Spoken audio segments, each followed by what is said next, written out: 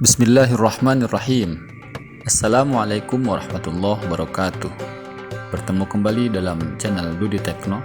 Kali ini pembahasan kita adalah tentang sejarah perkembangan ilmu usul fikih.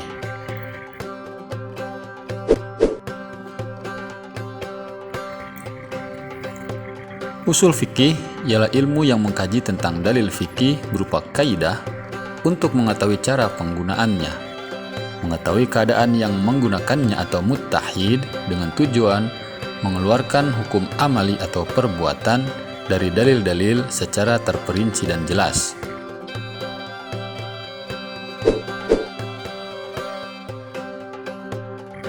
Objek pembahasannya mengkaji dalil yang masih bersifat umum, dilihat dari ketetapan hukum yang umum pula, dan puncak tujuan mempelajarinya adalah untuk memelihara agama Islam dari penyimpangan dan penyalahgunaan dalil-dalil syara, sehingga terhindar dari kecerobohan yang menyesatkan.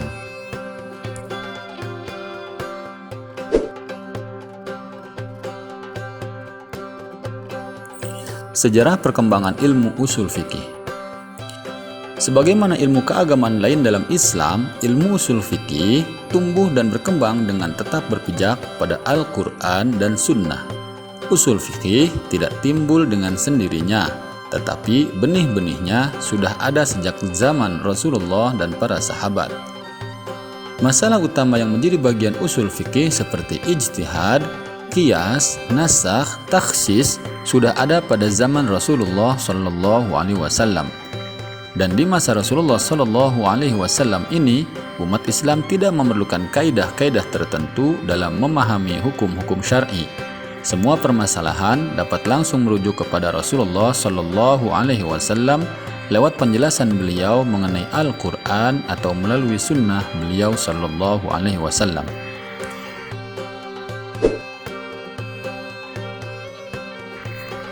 Pada masa tabi'in, cara mengistinbatkan hukum semakin berkembang. Di antara mereka ada yang menempuh metode maslahah atau metode qiyas, di samping berpegang pula pada fatwa sahabat sebelumnya.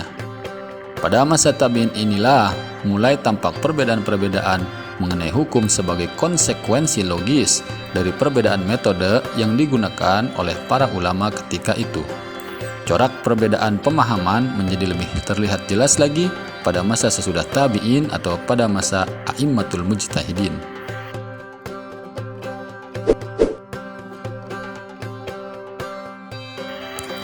Sejalan dengan itu, kaidah-kaidah istinbat yang digunakan juga semakin jelas bentuknya.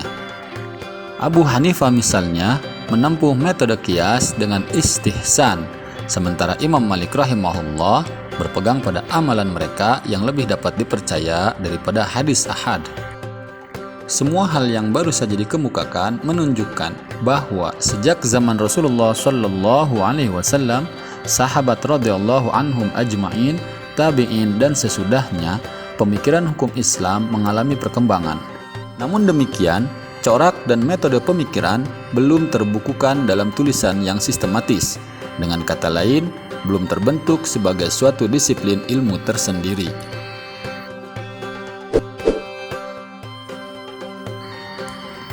Ilmu usul fikih selalu berkembang di setiap zaman, mulai dari zaman para sahabat sampai saat ini. Para mujtahid saling mengedepankan argumen kuat selama tidak bertentangan dengan syariat. Ada penambahan, bahkan penyempurnaan ilmu usul fikih pada ijtihad para sahabat sampai dengan para mujtahid setelah sahabat, terutama pada masa Imam Syafi'i rahimahullah. Beliau mulai membukukan kitab usul fikih yang terkenal dengan nama Ar-Risalah. Sejak saat itu, para ulama fikih berlomba-lomba untuk membukukan pemikiran usul fikih, mulai dari perkara yang diajarkan dari guru mazhab sampai kepada kasus-kasus masyarakat.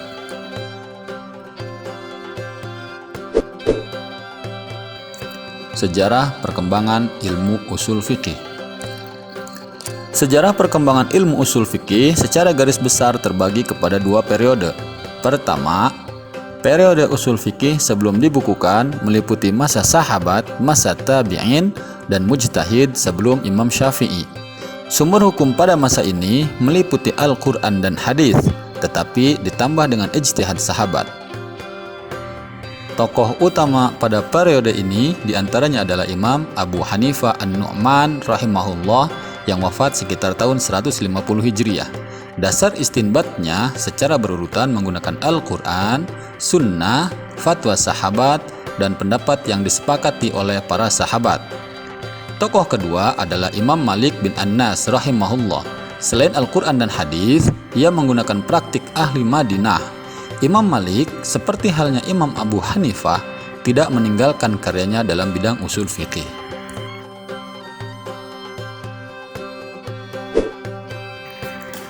Kedua, periode pembukuan meliputi masa tabi'in, tabi'it tabi'in, serta imam-imam mujtahid, abad kedua dan ketiga Hijriah. Pada masa ini, istinbat sudah mengalami perluasan, dikarenakan banyaknya kejadian yang muncul akibat bertambah luasnya wilayah kekuasaan Islam. Sumber hukum yang digunakan meliputi Al-Quran, Sunnah Rasulullah SAW, fatwa sahabat radhiyallahu anhum ajma'in, ijma', qiyas, dan maslahah mursalah. Perkembangan ilmu usul fikih pada periode ini dilatar belakangi oleh perdebatan sengit antara ahlul hadis dan ahlul ra'yu. Pada penghujung abad kedua dan awal abad ketiga Hijriah, lahirlah seorang ulama usul fikih yakni Muhammad bin Idris Asy-Syafi'i yang kemudian dikenal dengan Imam Syafi'i dan di kemudian hari berhasil membukukan ilmu usul fikih dengan karyanya yang bernama Ar-Risalah. Masa pembukuan ini berbarengan dengan masa kemasan Islam yang dimulai dari masa Harun ar-Rasyid sekitar tahun 145 Hijriah sampai dengan 193 Hijriah. Menurut Abdul Wahab Khalaf, beliau menyimpulkan bahwa ilmu usul fikih berkembang menjadi besar setelah mencapai perjalanan 200 tahun.